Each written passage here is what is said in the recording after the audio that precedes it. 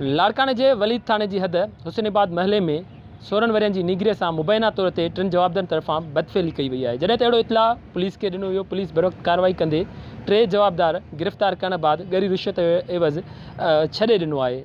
मुतासिर जो ही धुर है जी निंगरी है गुलबानू पुलिस तरफा चवण है तो गुलबानू से ज्यादती नाहे कई वही है। मामलो जो है घिटीअ में पानी बीहण ता उन विच में मुहमारी थी जवाबदारन मुतासिर धुर में। पर मुतासिर धुर पुलिस के अड़े बयान जवाबदार छड़न बाद हींअर जो है प्रेस क्लब अग्यां एहजाजी मुज़ाहरो किया है। पाक किताब खणी वो दाहे रहा तो उन्हनि जी मासूम निंगरीअ से ज्यादती कई वही है। पुलिस जी है हद जो वलीद थाने जो SHO गरी रिश्वत वठी जो है ज़बरदस्ती तौर पर FIR जो चई करे गलत लिखराए वरतो है तो असां सुलह किया है जे खिलाफ़ वो एहजाज कर रहा हैं। मुतासिर धुर से ॻाल्हायूं था तो उन्हनि जो छा चवण है, पुलिस के अड़े अमल खिलाफ़ उन्हनि जो छा चवण है, कहिड़ो मुतालबो है। मुझो ज़ैनब नालो आहे। कहिड़े महल जा रहवासी? हुसैनी महलो। जी छा मसलो आहे? छा मुंहिंजी धीउ खे 7 बजे शाम जो खणी विया, सॼी राति उते ई 10 बजे मोटाए आया। मां छोकिरे खे चयो छोरा इहो कमु छो कयो थी पाड़े सां? छोकिरो सिंगुल न ईंदो। कहिड़ो छोकिरो? उहो चांडियो एहसान। वो किथे रहंदो आहे? उहो पाड़े में रहंदो आहे। जी पोइ उनखे वरी पुलिस खे घुरायोसीं।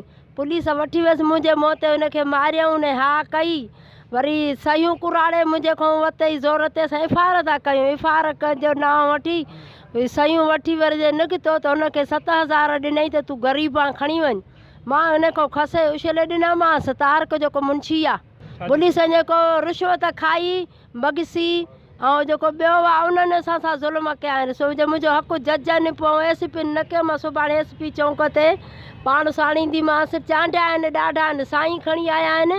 चवनि था जे तव्हां न मञींदो त असां चांडिया आहियूं, छा कंदव? मां शाम जो वञा सौदो वठण त 3 ॼणा स्कूटर ते आया न ईंदा साईं त सुञाणींदमि हिकिड़े खे सुञाणियां थी।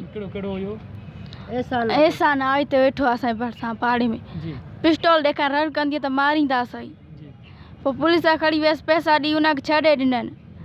असांजो मसलो हल न थींदो त असां पाण खे मारींदासीं। कर न मसलो हल। न स्टैंड खड़ी आहे क्वार्टरनि में, उते ज़बरदस्ती कई अथनि, उनजी इज़त लुटी अथनि। असांजो इंसाफ़ करे SP साहिब। न मां जज ॾे क़ुरान खणी सुभाणे न त वञा थी।